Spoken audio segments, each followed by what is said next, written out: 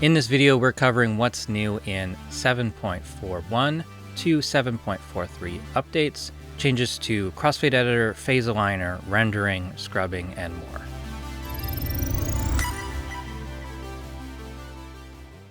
Actions. Add actions to move cursor by grid division, which preserve non-snapped grid if snapping is not enabled. Open in editor works while recording, does not automatically close audio device for external editors. All right, so we're going to start off here in the action list, and we'll search for move grid division. You can see here there's 4 actions here that have very similar names. Move cursor left by grid division, move cursor left to grid division, and same for moving to the right. Let's say I've got my grid set to whole notes, and my cursor is currently parked between the grid division. I have snapped to grid on, and so if I move right by grid division, it's going to move to the next grid line. Let's undo and do the same with the next action. And again, it moves to the next grid division to the nearest line. But if I turn off snap to grid from my main toolbar and I run this action by grid division, it's going to move 1 grid division ahead and stay off of the grid. Nice addition, pretty simple. Now that other new action was related mostly to MIDI recording. So if we are in a MIDI overdub mode, and we've got this set to, let's say, all MIDI inputs, and let's say I've got a MIDI item here already, and I hit record, and so I'm recording into this item. And before this update, we weren't able to double-click to open up this item in the editor and see it at the same time. So it wasn't really a problem if you had already opened the item in the editor while recording. It wasn't able to open that item, but now it is. So this is pretty specifically for MIDI recording, because if you are in a audio input mode and you're recording, you can't click on it to open it up in an editor, and there's no action to do that. But yeah, you can now do that with a MIDI item. Envelopes. Add actions to remove unnecessary points. So right here, I've got some volume automation that is written in write mode using a touch-sensitive controller, and there are a lot of these points here that don't really move a lot. Making sure that the envelope is selected, let's use this action, remove unnecessary points. And so that reduces the number of dots there. You can only remove it once, but just the tiny movements that's not really going to impact the sound, multiple points that are basically at the same value, is going to remove that. And this action can also be run just within the selected points and within the time selection. Just search for envelope, remove unnecessary points, or within time selection or selected points. Crossfade Editor. Add action to load default crossfade and crossfade presets. Add actions to nudge left or right item volume plus 1 dB or 0.1 dB.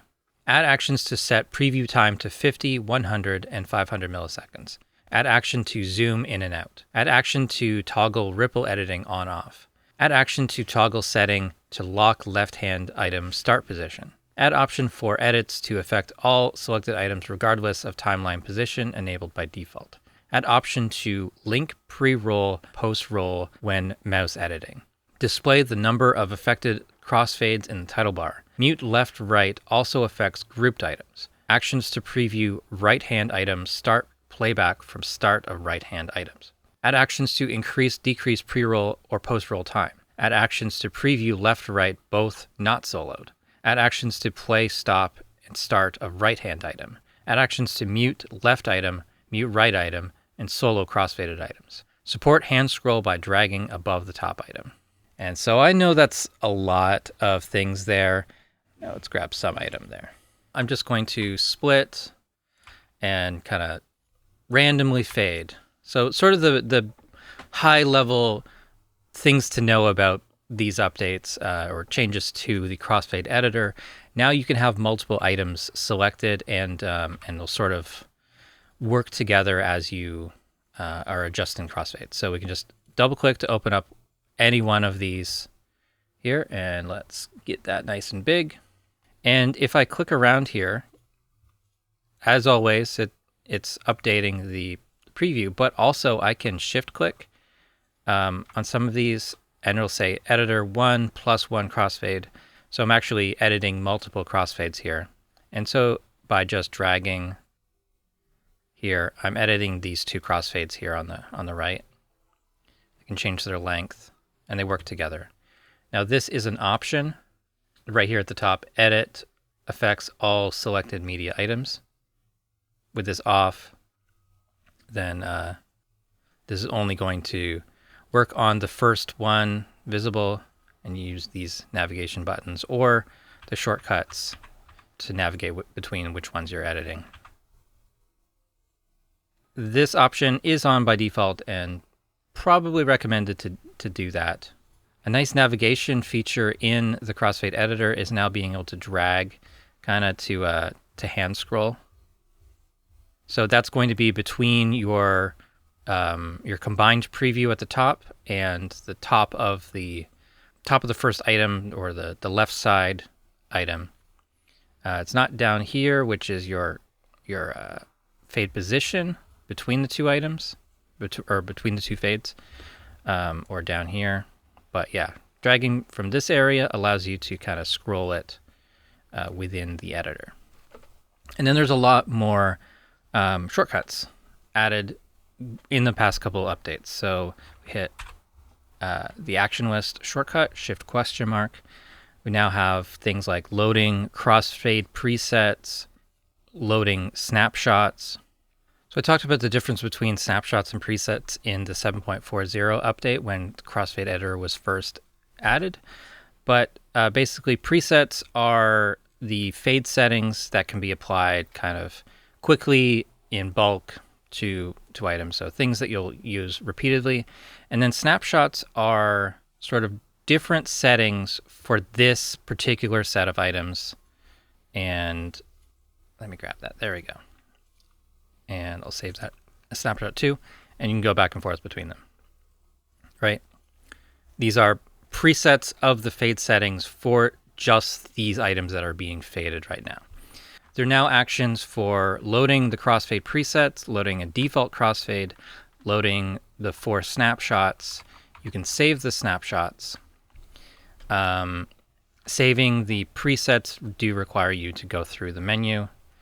Your default crossfade preset will be the item fade default. So whatever you have set here, 5 milliseconds in my case, that's what's going to be saved here for this one. There are also shortcuts for moving the position by 10 milliseconds or 1 millisecond at a time, moving the volume by 0.1 decibel or 1 decibel, and moving the contents rather than the position as well. There are actions for changing the post-roll time, decreasing the post-roll time, or a little bit, which just does different amounts in milliseconds. Decrease the preview time. You can also drag this if you don't want to use shortcuts. These are just available. If you're a power user of the Crossfade Editor, you're going to love being able to do different things with keyboard shortcuts rather than with the mouse for everything. Having actions to play the project, play both sides. Soloed means that once the preview gets to the end of the item, it stops, essentially. Like, it's not going to play past that. You can set the preview time to specific amounts, such as 500 milliseconds or 4 seconds. And actions to zoom in out, and those will be defaulting to equals and minus, or plus and minus keys on the keyboard, essentially, but yeah. Phase aligner allows setting maximum adjustment to 0 milliseconds to restrict alignment to inverting phase only. Support applying phase adjustment per track rather than per item. So these are great additions. So we're going to go to the edit menu and then phase align items. So I've got these 2 items here. They populate the phase align items box. We can set the adjustment to 0 milliseconds if we don't want it to actually shift left or right, and only analyze if it's polarity inverted. As well, you can have multiple items selected. Doesn't apply to this particular example, but you can have multiple reference points. You just shift click to select multiple. This toggle same adjustment for all items per track would be great for drums, where many items on the track, like it's a comp, a drum comp or something like that, and you want to phase align things, but you don't want to shift things by their own analyzed amount. I believe it will only analyze the first set of items for each of the tracks compared to each other, and then apply the same offset or movement to all the other ones later on in the project. From what I understand, this is exactly what that is made for. So if you are, drums or guitars where you've got multiple takes and stuff like that, and you want them to be phase aligned with other things, other microphones, things like that, you don't want to have to run phase align for each group of items. You kind of want to have one setting that applies to everything, and this should do that. There is a new function that supports setting the channel configuration for the replugs IO and VST3 requested bus size. And MPL has already built a script which allows setting the mono processing for selected tracks. Obviously, I was not reading off the changelog for that because it's a function name and it's just hard to say it in a sentence. But this is kind of in response to a conversation that's been happening on the forum about true mono processing for Reaper tracks. As you probably know, generally everything in Reaper is stereo or more or multi-channel. And when the signals are the same, it just is mono, right? There are certain situations where that does make a difference. And in terms of CPU, sometimes it is more efficient to run everything purely mono, a single channel, because it actually cuts your CPU for that track in half. I don't know if I'll be able to demonstrate that. I've got a mono sound for a heavy wooden door shutting here. I've got a stereo processing equalizer. I've got a stereo compressor. And then I've got a reverb or diffuse delay, we'll call it. And if you look in the corner of each one, it says 2 in plus out. And it'll generally say that for all of them. So this is what it sounds like without effects. And with effects. Now I'll run that function from MPL, which is set mono processing for selected tracks.lua. Run this, and each of these VST3 plugins, and this would apply also if I was using the replugs, they would now be set to 1 in and 1 out. And then just a preview of what that looks like here in the pin connector. It looks like this. Normally it would say auto or 2. So yeah, rather than stereo processing the same input on left and right for both the input of the EQ and the compressor and the reverb, it's now doing it as a single bus. So basically just discarding any information coming from channel 2 and not processing it. And the output is also mono. So if we listen to this again with the effects, there's no stereo information here. And often the people that are looking for this particular feature of pure mono from a Reaper track, this is what they want. I think MPL has done a really good job with making like a very seamless script. There isn't currently a button that would basically undo that and return it back to how it was. But pure mono processing in Reaper can now be done. I think that's an important function, but this is like power user sort of things, trying to get every last bit of CPU available to optimize your projects. Most users don't need to worry about this. Most users don't need to think about this. If you're not having a problem with processing power, stick with what you're doing. It's not necessary. Razor edits. Fix handling of crossfades when stretching regions. Allow editing track envelopes in media lane, media item take envelopes similarly to track envelopes. All right, so the first thing I'll show you is in an older version of Reaper. So I've got a item here with a crossfade and a razor edit area around it. And if I time stretch this, you can see the fades move kind of strange. And then when I let go, the fade kind of goes back to the, the fade's just not behaving the way it should as you're stretching. And so I'm done with this version. And now same item, same size crossfade.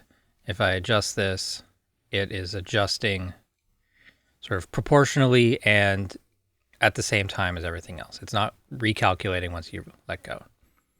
So great. Let's fix this, go back to normal. Let's put in a take volume envelope like that.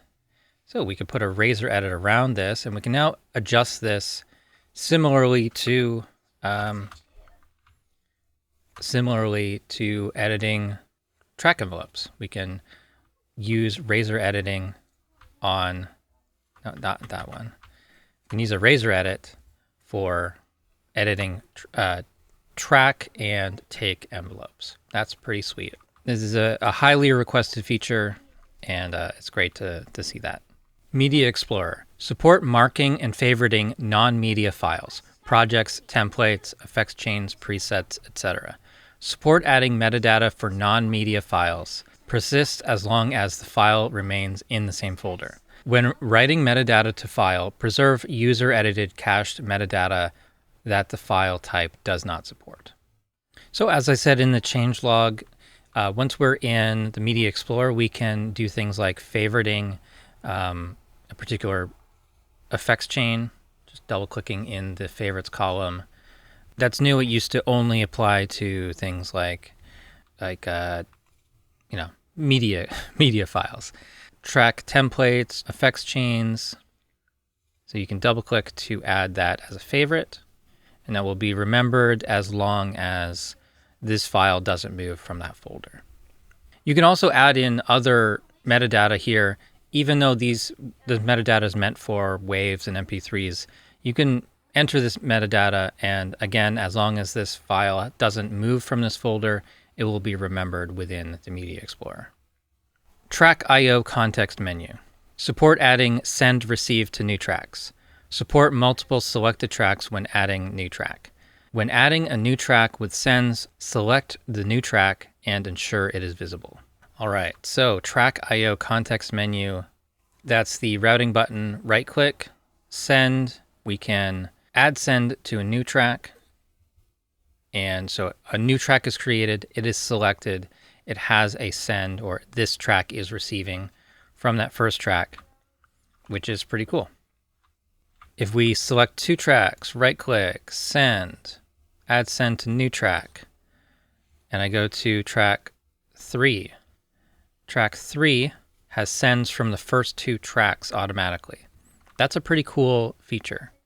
Going back to track 1, we can right click, go to receives, add receive from a new track.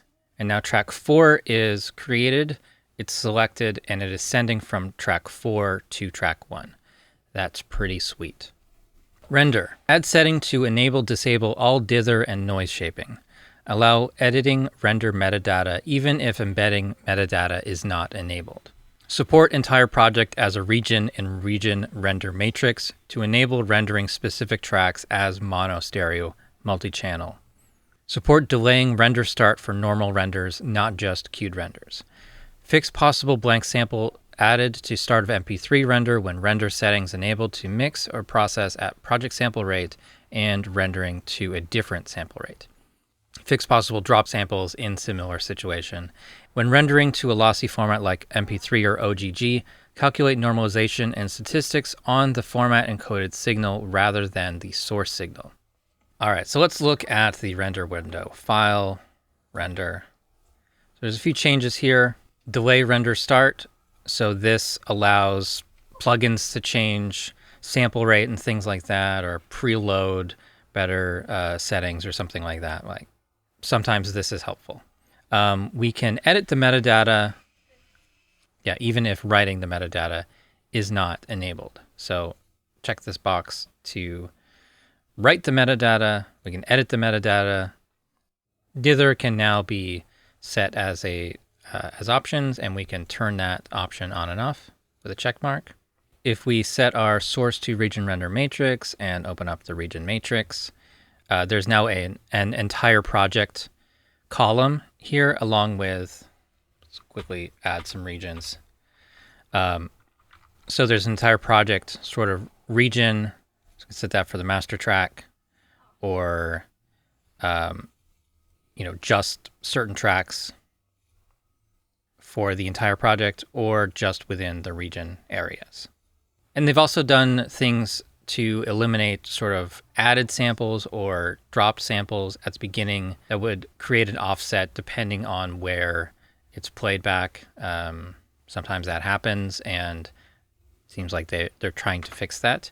And when you're doing things like normalizing an MP3, it's going to take into account the lossy encoding, which can sometimes go above 0 if there's not enough headroom. And so the encoded version gets normalized down rather than the original lossless version. Hopefully that makes sense. Hopefully that is all good stuff. Scrub. Add new preference for one-shot jog mode when moving edit cursor. Add action to toggle it. Add action to play a single one-shot scrub loop. Add action to invert looped segment range. Add action to prompt to set or update looped scrub range values. For scrub range, support entering negative values. So there is a new scrub mode, which will preview a sort of a one-shot, maybe 10 millisecond, 20 millisecond sort of clip whenever you move the edit cursor. Scrub jog settings, we have this scrub jog when moving edit cursor via action or control surface, and use one-shot segment playback scrub when moving edit cursor. And there's an action to toggle that. So now it's like this.